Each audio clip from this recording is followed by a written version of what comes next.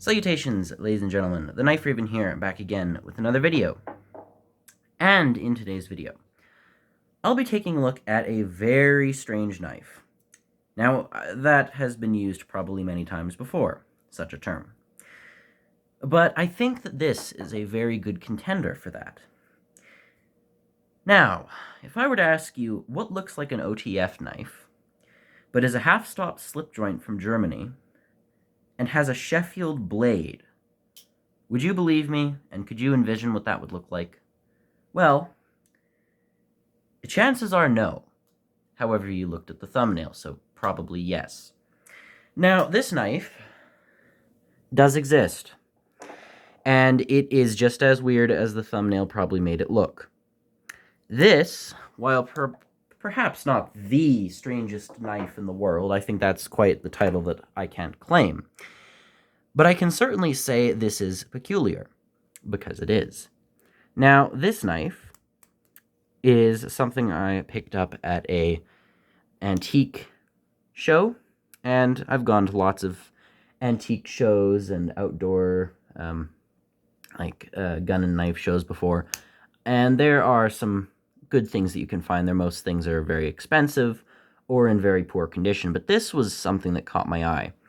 And the vendor who sold it to me actually recognized me, and this was the same vendor I got that Sommelier La Gueule from. And I saw this knife when I bought the Sommelier and thought, wow, this is really interesting, but I ended up not buying it and kind of forgot it existed. And then I went back to another show, found the same booth, and was able to get this knife. And it was in very, very nice condition. I'd say it's new condition. And I'll do a little rundown of this. I don't know really the history of this knife at all. I am probably as clueless as many of you, if not more. But this is from a brand called, if the camera will be so kind as to focus, Richartz. And if you're going to try another pronunciation, maybe Richartz. But nonetheless, this brand, whichever way you wish to call it, is from Solingen, Germany. Rostfrei stainless, so stainless steel, inoxidable, and it's indeed made in Germany. A lot of stuff on that blade, very small print, hard to read. No blade play whatsoever. Gapping is a little bit of a gap running down the left side here. There are no liners on this knife. Cutoff is clean. Knife is even. Spring to blade transition is fair.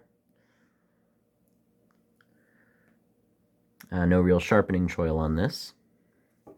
We have a semi-mirror polished blade and a very skinny little French nail nick.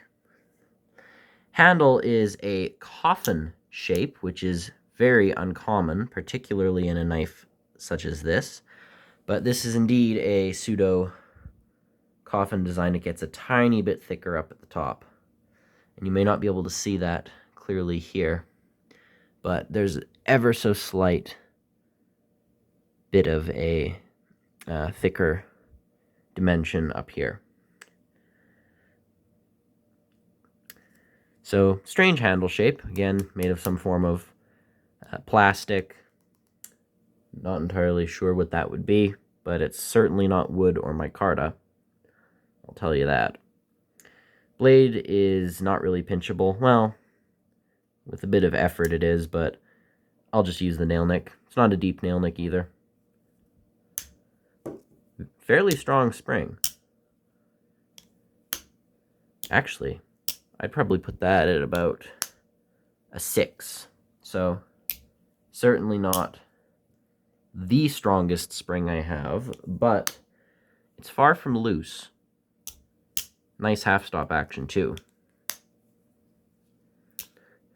In the half-open position, the spring is only slightly proud. Now, this knife is particularly strange, and the reason I say this is, well, there are a lot of reasons, actually, But we'll start with the dimensions. It's an interesting knife in size. Overall length is actually just around 7 inches. Overall blade length is just a hair over 3, and the cutting edge is under 3 inches. Handle comes in almost at 4, but not quite. So it's a substantially sized knife. Here it is next to a knife I just used today for some pie eating. This is the Arthur Wright & Son Lambsfoot, a knife I'm sure many of you are getting sick of. But again, I thought I'd bring it out as the blade shape I will compare soon is quite similar. And what the heck, I'll further bury myself into the reputation of being a Arthur Wright fanatic. Here it is with an Ettrick. So, what can I tell you about this brand? Well, not much. All I know is Richartz, or Richartz, or Richartz. I am not sure of the exact pronunciation. Whatever the brand name, this company has been around for fairly decent amount of time. Not Boker or Ottermesser levels of old, I don't think. But they've been making knives and tools in Solingen, and knives aren't their biggest collection of tools. I believe they may also sell scissors and gardening implements and things for more industrial work. And I very much believe that their knife making is one of their secondary businesses. But it seems that they make a decent knife. This is the only knife I have from them. And its ergonomics are so incredibly basic, but yet they work very well.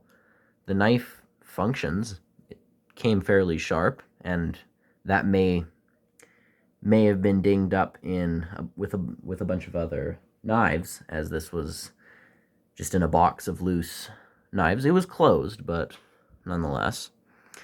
And overall, I definitely see this as being a alternative to the traditional X-Acto knife or box opener. Again, it's a slip joint, so definitely falls into the pocket knife kind of category, but this would make a very good box opener. The edge is straight, which means it's easy enough to sharpen, and the blade tapers down to a very skinny front section. The point is decent. It doesn't have a very sharp tip, though, as per usual with many Lambsfoot blades. It's not blunt, but it's certainly not a needle like a lot of Lambsfoots tend to be. Now, the reason I call this a Lambsfoot, I'm taking royalties here and calling this a Lambsfoot, despite what anyone else says, and I do this from process of elimination. Now, by this, I mean, here, I'll give an example of some other blade shapes. We have a clip point, excuse the phone in the background, a clip point blade, which it clearly is not. We then have a Warrenclyffe blade, which it also clearly is not. And then we have a Lambsfoot blade. Now, this Lambsfoot blade is far thicker overall, but out of all the blade shapes, this is the closest in comparison to the Richartz. And I am not going to say that this is absolutely the perfect example of a Lambsfoot. It's far too skinny at the front, and I don't know if you can see, but the blade actually curves up quite a fair bit. You see, most blades either curve down or are symmetrical, or fairly symmetrical with the handle, whereas this blade is actually going back. So, very unconventional and strange, but again, I think that out of all the blade shapes I have ever seen in my admittedly meager 2 or 3 years of knife collecting, I can say that out of all the blade shapes, this is probably the closest to a Lambsfoot. You can correct me, you can point me to another blade shape, but this, to me, is a Lambsfoot. And that's what's so strange about it, because it's a glorified box cutter from a company that doesn't even specialize in cutlery, and it's made in Solingen, Germany, looks like some sort of out-the-front knife, and has a Sheffield Lambsfoot blade. And that it's just such a peculiar combination to me. Again, maybe I just haven't seen enough knives, but to me, this is very strange. It's a weird, some asymmetrical thing. I don't know. I can't really describe what this invokes.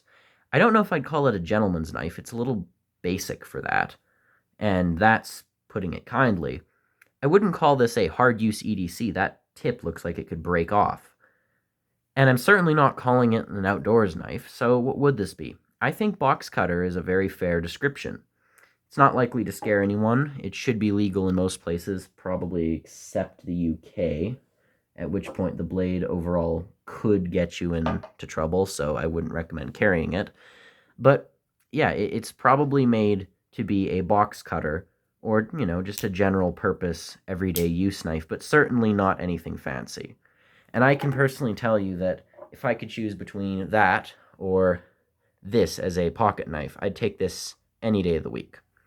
Now, I don't think there's anything wrong with this Richartz knife, but it's certainly basic, and I'm normally okay with basic, but this is very, very far down the line of no frills. There's really nothing fancy about this at all. It's well made, it's precision engineered, blade is a little bit off, but it's okay, it's built well, and the price probably was low, but I don't know. I just think that this is one of those novelty items that I just had to have because of how strange it was. Not something I think I'd ever carry. It's certainly nice. It's got its own little charm. It's weird. It's modern while still being traditional in the sense that it's a slip joint with a Lambsfoot blade. But yeah, let me know what you think of this. I don't really know what to say about it. It's a very strange knife. Very odd combination of materials, country of origin, and blade shape. Let me know what you think this blade is, by the way, and if you know anything else about the brand that I don't, which probably doesn't take much because I almost know nothing about this brand. So, thank you very much for watching. This has been the Richartz Lambsfoot knife, I guess, and this is the Knife Raven, as always, signing off. Goodbye.